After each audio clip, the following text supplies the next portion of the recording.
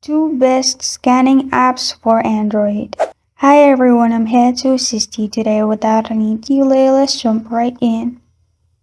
First, open Play Store on your device and then search Adobe Scan AI PDF Scanner and install this app. After you install this app, you'll find this kind of screen.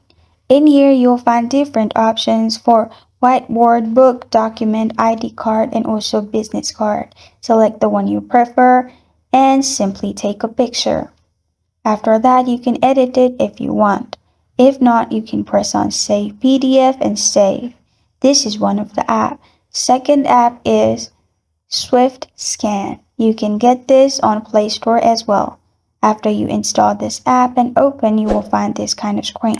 In here, you'll find different options, and then you can click on the white circle to take a picture of your document.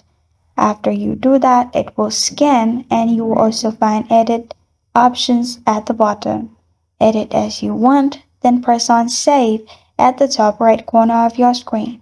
After that, it will be saved. This is the best two scanning apps for Android. Thank you for joining me today. If this video helps you out, please leave a like and subscribe for more. Got a question or want to suggest a topic? Comment below. Thank you for watching.